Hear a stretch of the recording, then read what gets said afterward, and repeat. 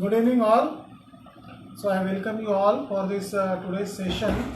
The session is about India, a $5 trillion economy, and the role of research and innovation for achieving that particular goal. So first of all, I welcome you all for this today's session. I thank my management and the trust for taking this initiative for arranging this lockdown series, especially on different topics regarding training and placement, then research and innovation, and other relevant topic. We all are at home for more than 1 month now, and I hope you all are taking good care of yourself as well as your family, maintaining the social distancing and taking the necessary precaution to fight the battle against coronavirus. So coming to the today's topic, the topic is about India of $5 trillion economy by 2024. That is what is the goal.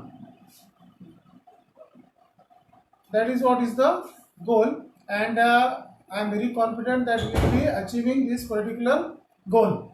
And we'll try to understand, or we'll try to evaluate what can be our role, being the researcher or being the innovator or being engineer rather. So at present, if you see the figures, the economy, then India is around a $3 trillion economy with a growth rate of in the range of around 7 to 8%. If we see the global position, then we are at the sixth position, we can say. And if you have to move to the $5 trillion economy target, then we'll be probably at the third position. There are definitely, it is based on certain assumptions. Now, if you have to grow to $5 trillion, then the present growth rate will not be satisfactory. We have to achieve the growth rate of around 9.50 to 10%. It is possible. It has been done by different countries. You can take the example of China.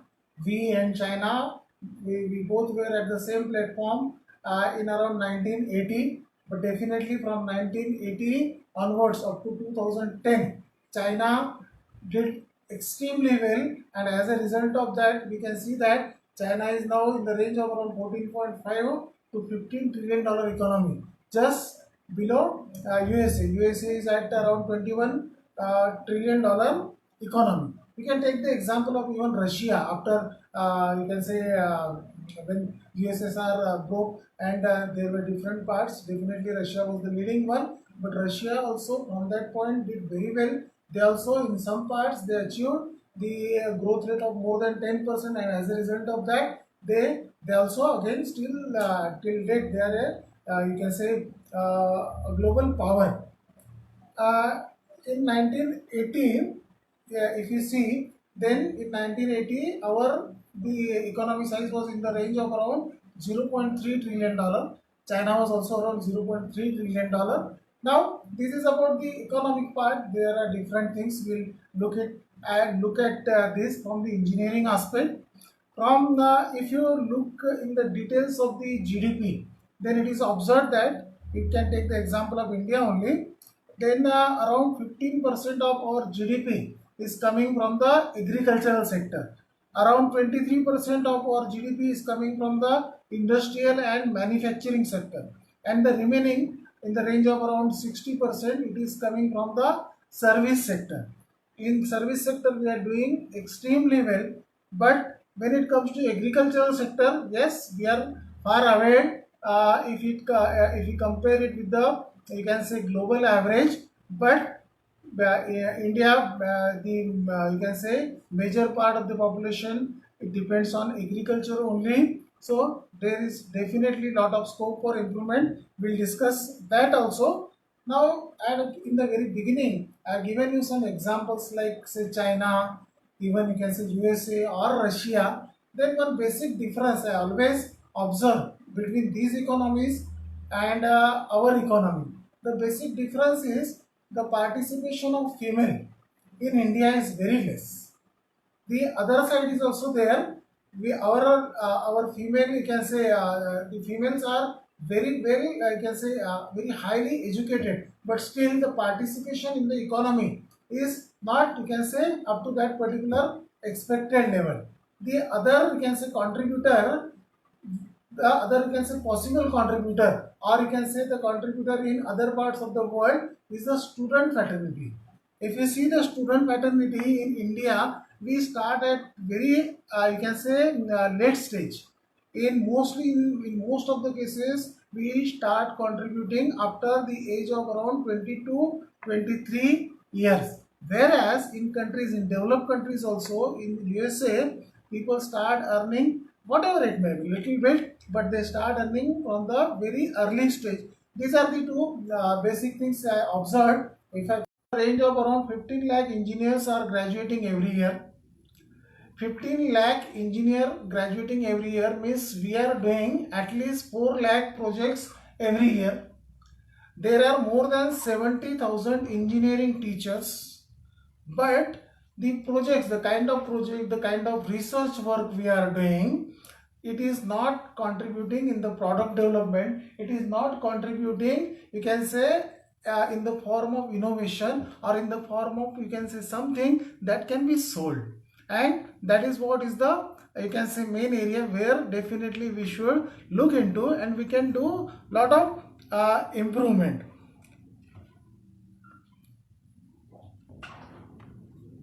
If we try to convert our projects, if we try to evaluate the difference between research and innovation, there is a very marginal difference. When I say research means searching of something which is already there. Yes, the answer of research may be positive, may be negative. For example, if suppose I am doing today I am doing the research that how many people are originally from Pune, how many people have been migrated from other parts of, you can say, India or other parts of the world, then it can be a research problem. Maybe the results useful, may not be useful, but still it's a research problem. But when I say innovation, then innovation is nothing but it may involve research, may not involve research, but the outcome is always something positive, something useful, something which is novel. That is what is nothing but an innovation. And that is what we have to do. That is what is, you can say, there is a huge scope. If we can convert our projects into useful research, into, say, you can say, innovation, then definitely we can do we can do much better. Our projects, some of the projects, you can say, contribute in the agriculture sector. I just have initially told you that in agriculture sector our contribution in the GDP is just 15%. Yes, in service sector it is say 60%. In service sector we are growing very nicely. You can take your example also. You can say, I can take my example also, that in the first 20-25 years of our service, every 5 years, 5.5 years, our salary almost gets doubled. That is, our income is, you can say, it becomes double in every 5.5 years. But the same is not happening in the agricultural sector.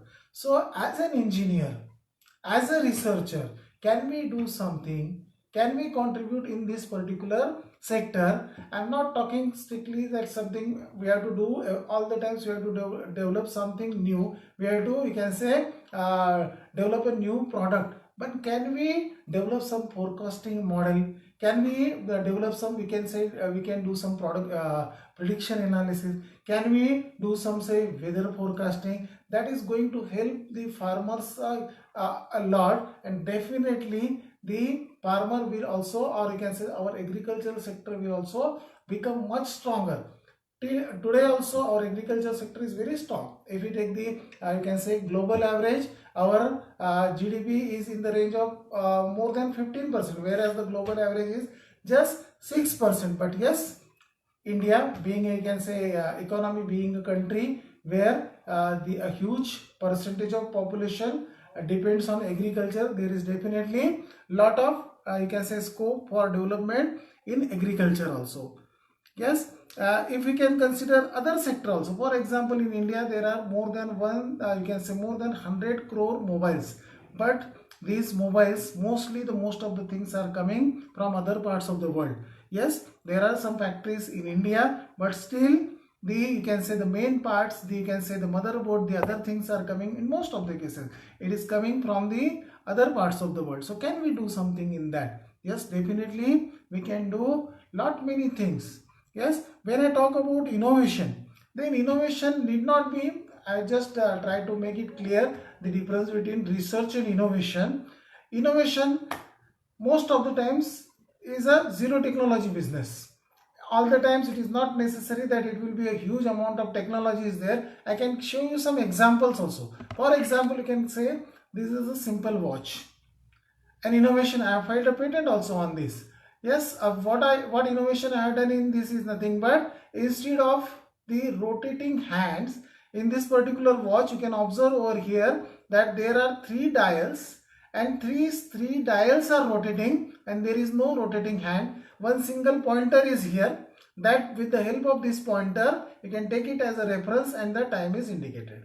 This is nothing but innovation. If suppose I go to another country, I just change this reference, say suppose 4 hours difference is there, my reference time will change. So this is a simple innovation. You can take this example. Another example, all of us are using these cello tapes at our home. Yes, this is a simple cello tape. Once you use this cello tape, the edge finding is a very, we can say, is a irritating job. Sometimes we need it and we try to find the edge, but it is very difficult to find the edge and it becomes a very irritating business. So I have done a small invention. This is a rider that has been fitted on this cello tape roll itself, and with the help of this, yes, we can cut it like this and this becomes a very useful. Again, this is a very simple innovation. Another innovation I would like to demonstrate. I am just demonstrating this innovation to understand or to make you understand that in most of the cases the innovation is a simple thing. Innovation is not a difficult thing. Innovation mostly involves very small technology. Yes, we can take the example of this press. There is a normal press. I have done some innovation in this. Because of this innovation, if this press comes in, if this you can say press comes in contact with a cloth, whatever is the type of the cloth, there is a smart chip in this particular thing. The press decides that what should be the suitable temperature, whether steam should be used for this particular cloth or not. This is what is the simple technology. This kind of simple things are there. The only thing is that you have to focus on the problem and the solution will always be there. Yes, we can take, for example, nowadays there is a problem of coronavirus everywhere, and as a result of this coronavirus only, because of this coronavirus, because of this you can say lockdown only, this lecture has been arranged. So the coronavirus, once I was you can say watching TV and I could see that the photograph of the coronavirus virus is now available. So can I use the image processing technique where I will have all the images of coronavirus, possible images, and if I you can say detect a sample just with the help of image processing, in a minute or so I should be in a position, or I would be in a position to tell that whether the sample is positive or negative. This kind of small things are there. This is again a mask that we are using for say protecting ourselves from coronavirus. What I do is nothing but, it is observed that this simple mask gives me the filtration efficiency in the range of say 30%. Yes, if suppose I spray water particles on this, or I spray water on this, because of water what will happen? The pore size of the hole or the pore size of the mask will be reduced, and definitely the filtration efficiency will be improved. This kind of small things can be done, and these are nothing but the innovation, and this kind of projects we have to promote among our students. And if we are successful in doing so, definitely we will be able to contribute to our economy. If we are being successful in developing our student to this kind of things, then definitely the outcome will be very positive. If we see the present scenario, the present scenario says that in India there are around in the range of 9,000 startups. Yes, so 9,000 is a good number. In cities like Bangalore, in cities like Pune, the students are coming up. In IITs also the students are contributing very nicely, and as a result of that we are getting good number of startups. But again, when we take the example of startup, the product on which they are concentrating, they should be innovative. They should be something we can say innovation based. And if we have to stop the other people from duplicating our product, then definitely we have to go for we have to go for the IPR. That is what is nothing but patent. When I am talking about the patent, then patent is something that is related to intellectual property. In intellectual property also, if you see the innovation index, the global innovation index, then it is observed that India's position in last 6 years has improved. We were in more than our position in the global innovation index was in between something 90 to 100. Now it has been improved. Our position is at the 52nd number. Yes, when I say 52nd number, the number of patents that we are applying every year is in the range of around say 50,000 patents per year. Out of this 50,000, around 14,000 to 15,000 patents are granted also. But again, if I compare it with countries like say South Korea, with countries like say China, USA, you can take again the example of say China.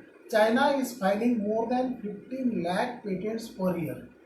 Yes, they are outnumbered USA also. Previously, USA was number one. USA is filing in the range of around 3 to 5 lakh patent every year. Out of 3 to 5 lakh patent every year, they are getting granted also 3 to 5 lakh. In India also the things have started happening. In the last 5-6 years, there are many positives. Our GDP growth rate is also very steady. If you have to grow, if you grow with a, you can say growth rate of 10%, then definitely $5 trillion economy target will be achieved. So the point I was telling is nothing but definitely we are doing good, but we have to do better. When I say is huge in us and the developed countries. In our college or in our, we can say, trust, in other colleges also, other colleges means our main college is Pilgrim Chinchor College of Engineering, then our college Pilgrim Chinchor College of Engineering and Research. We are focusing on these research based projects. We are focusing on project based learning. We are focusing on product development. At present also in my college there is an intake of around say 300, and with a small intake of 300, we are just a 5 years old college. More than 10 products we are working on. More than 2 to 3. I just have shown you some products also. These are products. Some of the products have been developed by my students. Some of the products have been developed by myself, family also. In our as a result of this, in last 5 we have filed around 500 patents, which is even more than some of the IITs. So that is what we are trying to do in our college. That is, second thing is we are trying to commercialize our patents also. We are trying to commercialize our products also. Yes, and for that recently we have arranged one national level conference that was specifically for IPR. More than 700 IPRs from different parts of India, even from some IITs also were there. Yes, they contributed, and it was a very nice exhibition. And as an outcome of that particular conference, more than 30 patents are now in the pipeline of getting developed in terms of the product. So both these colleges, we are trying to promote the startup culture also. So that is what we are trying to do in our college. In the research base also, we have published more than 2,500 research papers in last 5 years. That is a big number. Our dean, there are different deans. Dean for Research and Development is there. Professor Lakre is doing a very nice job. Just 2 days back, his session was also there. It was specifically on patent filing. What exactly is patent? How patent filing is going to help you in your startup, in your incubation, starting your you can say own developing the entrepreneurs. So all these things have been yes in when I was talking about, I also can help you all. If you need my help, you can always contact me, and definitely I'll be helping you in filing the patents also. It is patent filing is not at all difficult. The difficult part is thinking of something innovative. When I say innovative means the problem solving knack. Yes, I can give you some example. There was a case of suicide. Somebody hanged himself to a ceiling fan. One doctor was there. An idea came into the mind of the doctor. The idea was very simple. Just where you hang your fan to a clamp, there just fit a spring. Yes. So what will happen next time when you fit a spring? When some next time somebody try to hang himself, the fan automatically will come down and the problem is solved. So the innovations and research are very simple. On one fine day, my daughter, just 10 years old daughter, she was telling me that it happens many times at everybody's home to locate the remote control. So can we have something to find a remote control? So a very simple thing is there, a transmitter and receiver combination available at the price of 150 rupees. I can install the receiver in the remote control, the transmitter somewhere in the TV.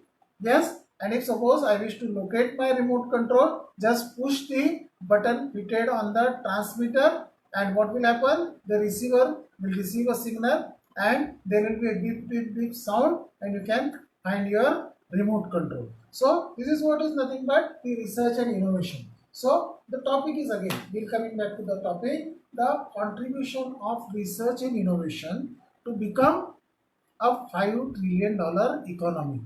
How it is going to possible? It will possible if we students, if we teachers, we engineers contribute to the development of our nation. It is not difficult. It is not like that. I am telling you something which is not happening in other parts of the world. You can take the example of Stanford University. In Stanford University, the revenue generation of the university is in billions of dollars. It is, and in some cases you'll find that it is more than the GDP of some small countries. A single university. Yes, a single university. If a single university can do this, why we cannot? Yes, it is a business where no technology is required. An electronic engineer can solve a problem of mechanical. A mechanical engineer can solve the problem of electronics. It is not at all like that. An engineer can solve the problem of, I can say, something related to corona also. Nowadays, we are finding that it is difficult to solve the problem of this coronavirus. It is difficult to develop the vaccine. It is difficult to develop the, you can say, the medicine. But yes, as an engineer, can I do something where I can find the solution for this particular thing? Yes, it is possible. Becoming a $5 trillion economy, definitely it is a challenge. Yes, it is a challenge, but it is definitely realizable. It will definitely happen. Yes, with us, without us, in spite of us, it is going to happen. The only question is whether we are going to just witness it or we take part into this and contribute for the development of the nation, contribute in generating some revenue, and the revenue generation through this IPR, you cannot imagine. You cannot imagine one single idea can change your life, can change the whole dimension, can change the whole, you can say, the dynamics of the story, the dynamics of the overall development of the nation. In last 50, 60 years, something seriously has happened and we have not contributed in this research and innovation part. We are very good. We Indians are very good in doing innovations. We are very good in solving problems. Yes, we are very good in solving problems. You can take, if you consider our ancient history, we have solved many problems. But unfortunately, the systematic problem solving, converting the problem solving approach into a patent is not happening. It should happen. It must happen. And